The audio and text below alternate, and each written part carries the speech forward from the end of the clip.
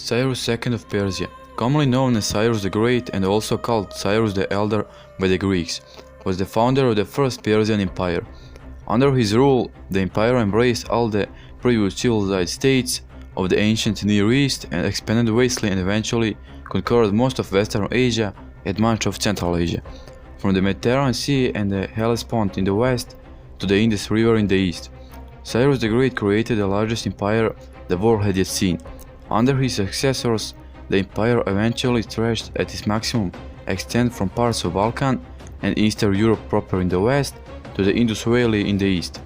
His regal titles in full were Great King, King of Persia, King of Ansha, King of Media, King of Babylon, King of Sumer and Akkad, and King of Four Corners of the world.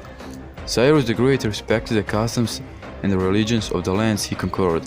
This became a very successful model for centralized administration and establishing a government working to the advantage and profit of its subjects. Cyrus the Great is also well recognized for his achievements in human rights, politics and military strategy, as well as his influence on both Eastern and Western civilizations.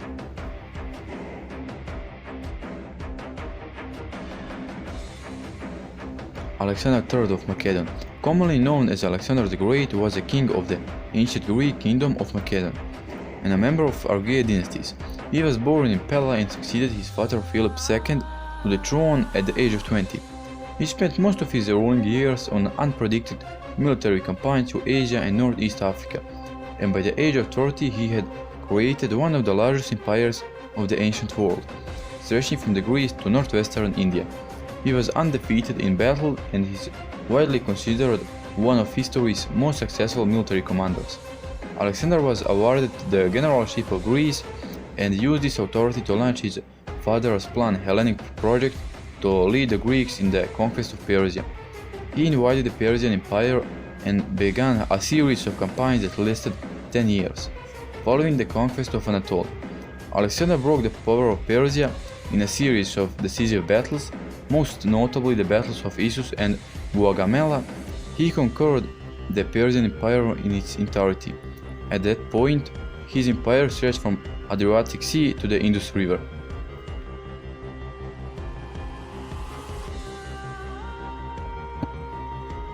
Mahmud of Ghazni was the first independent ruler of Ghaznavid dynasty.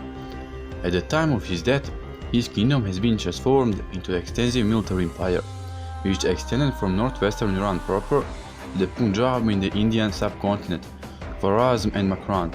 Mahmud continued bureaucracy, political and cultural customs of his predecessors, the Samids, which proved to establish the groundwork for Persian states in the northern India. His capital of Ghazni evolved into a significant cultural, commercial and intellectual center in the Islamic world, almost rivaling the important city of Baghdad. The capital appealed to many prominent figures such as Al-Biruni. He was the first ruler to hold the title Sultan, signifying the extent of his power while at the same time preserving the ideological link to suzerainty of Abbasid Caliphate. During his rule, he invaded and plundered parts of Indian subcontinent 17 times.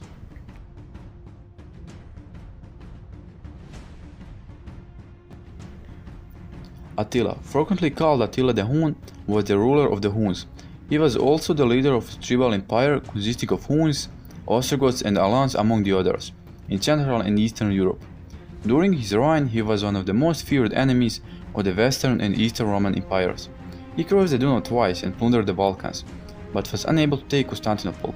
His unsuccessful campaign in Persia was followed in 441 by an invasion of the Eastern Roman Empire, the success of which emboldened Attila to invade the West.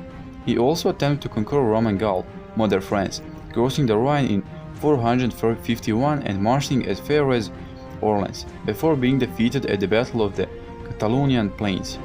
He subsequently invaded Italy, devastating the northern provinces, but was unable to take the Rome. He planned for future campaigns against the Rome, but died in 453. After Attila's death, his close advisor, Ardaric of the Gepids, led Germanic revolt against the Hunnic rule, after which the Hunnic Empire quickly collapsed.